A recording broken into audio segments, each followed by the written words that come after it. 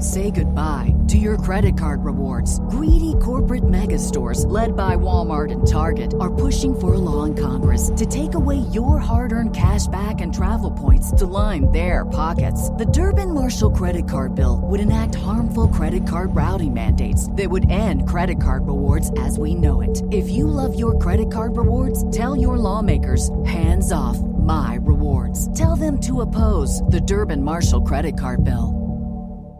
This episode of The Story Collider is brought to you by Sayer. We all know questions are at the heart of any interesting conversation. The better the question, the better the conversation. That's where Sayer comes in. Sayer, that's S-A-Y-E-R, is an app that allows you to ask questions of the world, share your opinions and predictions, and get curious on a global scale. So pick up that iPhone, go to sayerapp.com/collider, that's SAYERAPP.com/collider, and install the app. Install Sayer and start questioning everything today.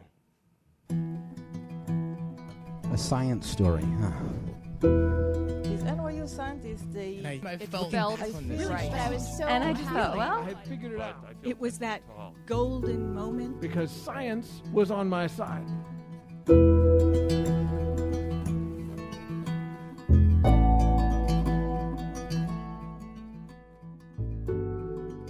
Hey everyone, I'm Ben Lilly, and welcome to The Story Collider, where we bring you true personal stories about science. We have a show coming up in San Francisco at the Rickshaw Stop, October 26th. Go to storycollider.org for more info.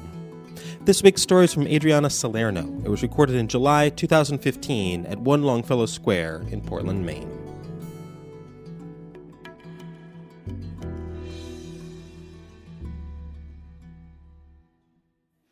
I am a mathematician.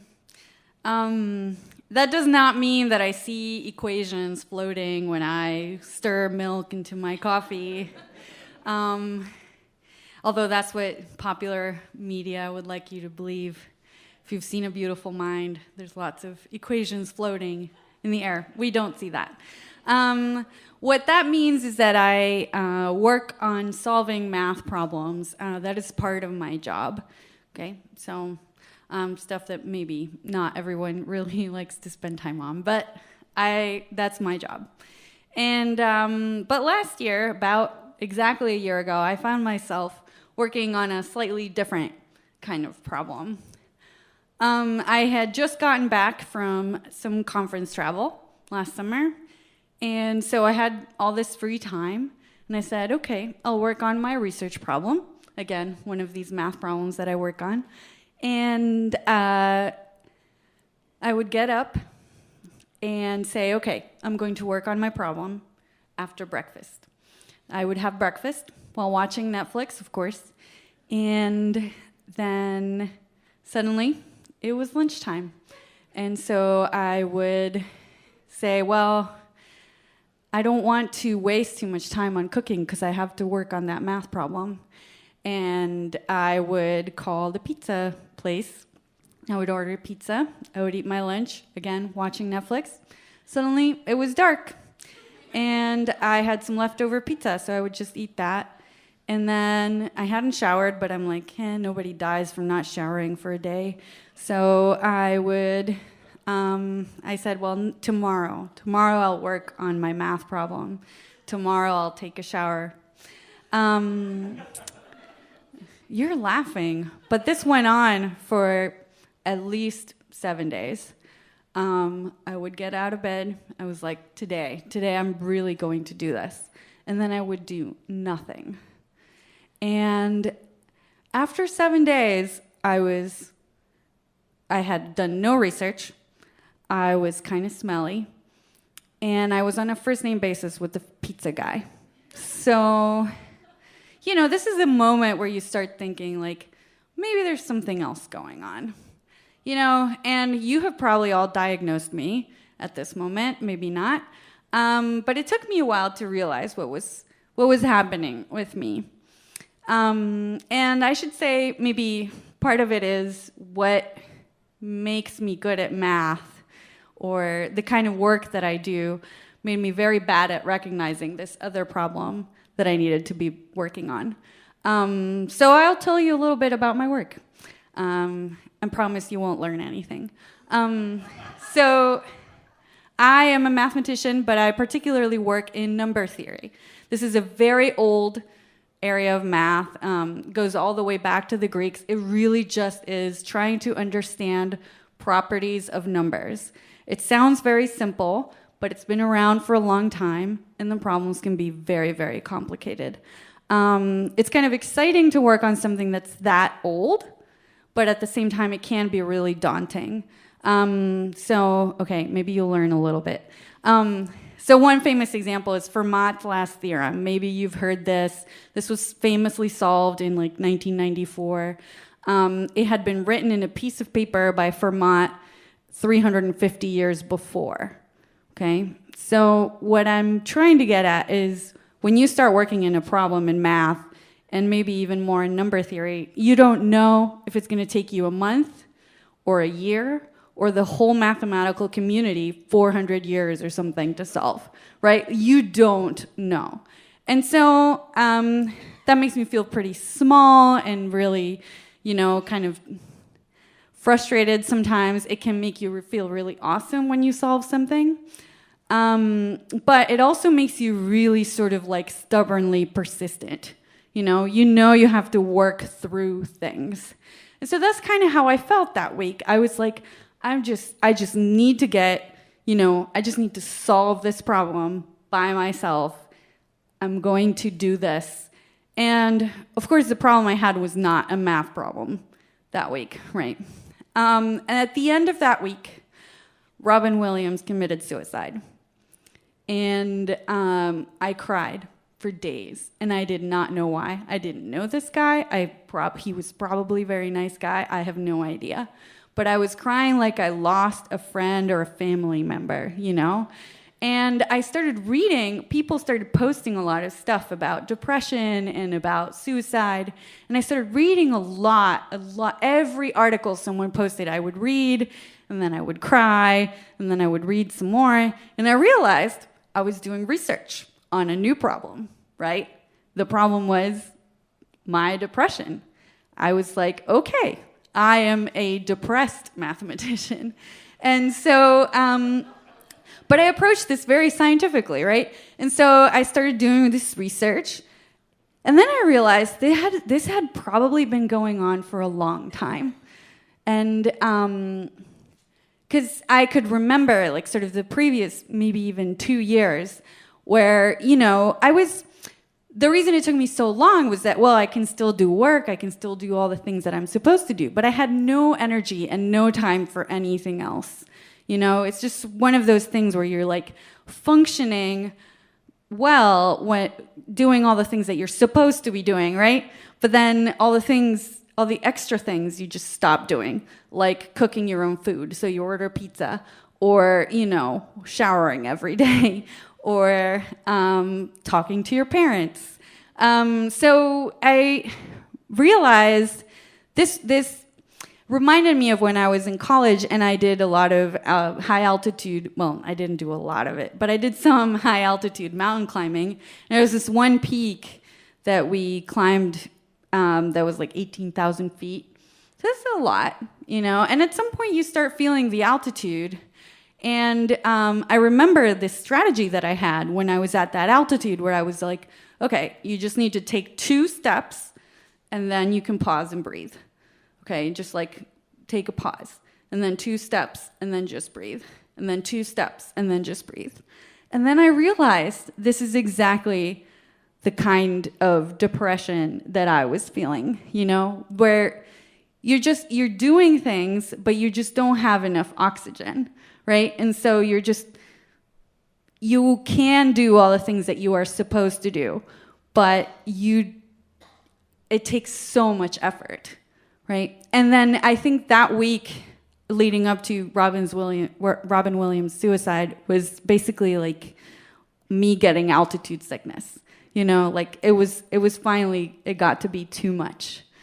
And so I called a therapist, and then they had no room, and I cried for like an hour. And then I cried, and I called another therapist, and they said no, and I cried for another hour. And this is exactly what I was doing when I was mountaineering, right? Like it was like, okay, now you have to call the second person on this list. And eventually someone responded, and I had an appointment, and I cried throughout that whole first appointment. But things started getting a little bit better, not just because they were getting better, but because I felt empowered just by the fact that I was doing something about it. I didn't feel that great yet. So those good things were happening, like I was on medication. By the way, the therapist agreed with me that I was depressed. For a mathematician, validation of your conjectures is great. I was like, yes. Someone believes in what I just guessed at from reading on the internet. So I was on medication. I was going to therapy. I started coming out to my family and friends as a depressed person. I would say, like, hi, Mom, I have something to tell you. And she's like, okay. I'm like, I am depressed. And she's like, oh, yeah, I knew that. Anyway, and then some bad things happened. I lost my grandmother. She was sort of one of the most awesome, positive, and stubborn people that I knew, and so losing that was a big deal. And then I was also going through the tenure process at Bates. And so I was submitting all my materials shortly after realizing I had my depression/altitude sickness. And so, what's hard about tenure is it's not just that it's hard, but it's hard to convince people that you're awesome when you don't think you're awesome, right?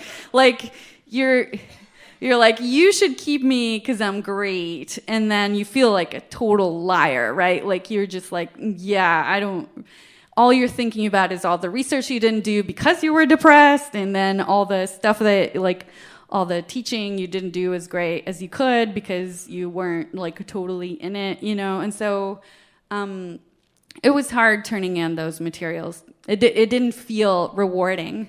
But that same week, it started getting cold in Maine. By the way, I'm Venezuelan. Cold for me is not really cold for most people. But my anatomy is not well adjusted to the Maine winters. And this was the Maine fall. And I was already worried. And so I decided to turn on my heat because I'm like, whatever. No, I don't care if people think I'm weak. And so I'm Venezuelan. And so I tried to turn on my heat and it wasn't working. And I had this one moment where I was sort of seeing myself falling back into that deep, dark pit of despair, And I was like, just something went wrong, right? And previously, it would have been a disaster, I just would have moped and put on a bunch of blankets on top of me and talked and thought oh, life sucks or whatever.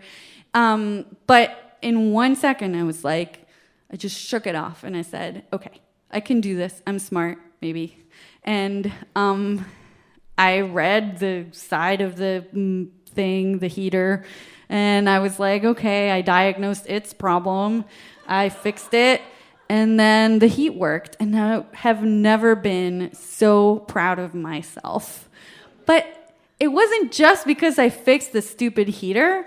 It's because I was able to sort of quickly move on to the solution, right? When I know that 6 months before, it would have been a completely different thing. That was sort of the first sign that I was coming out of whatever it was. And so that was just a huge moment for me. Not the tenure stuff, but the heater. And by the way, for people who work on hard problems, small victories like that are really important. Anyway, so now we're here, and I know that I am a depressed mathematician. I know that I'm going to have to keep working on that. I did get tenure, so that's good.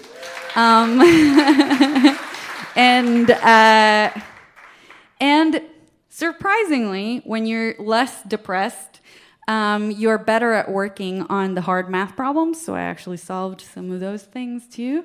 So now I know that I have to keep working. There's just one problem, not math problem, that I'll have to keep working for the rest of my life.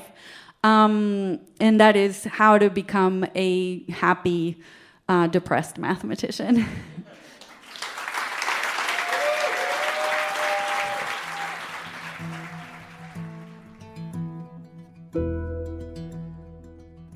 That was Adriana Salerno. Adriana is originally from Caracas, Venezuela. She received her PhD from the mathematics department at the University of Texas in 2009, and she joined Bates College that year.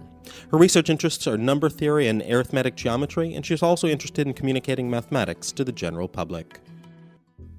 The Story Collider is produced by me, Brian Wechter, and Barker, Ari Daniel, Christine Gentry, Skylar Bear, and Liz Neely. The podcast is produced by Rose Eveleth. Additional help from Brooke Williams, Lena Groger, and Justin D'Ambrosio. The theme music is by Ghost. Special thanks to One Longfellow Square for hosting the show, and to Birthdays for coming around once a year. Thanks for listening.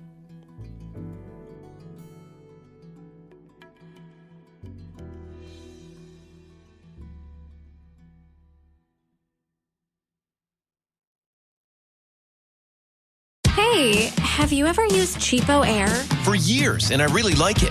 With Cheapo Air, you can book online, use their app, or even over the phone. They've got great prices on over 500 airlines and millions of accommodations. They're my go-to for travel planning. And if you join their Club Miles program, you can earn points to save on the cost of your travel. Book on the app, and you get double points. Sounds like it's time I tried Cheapo Air. Call Cheapo Air at 855-247-3279 or visit cheapoair.com/podcast.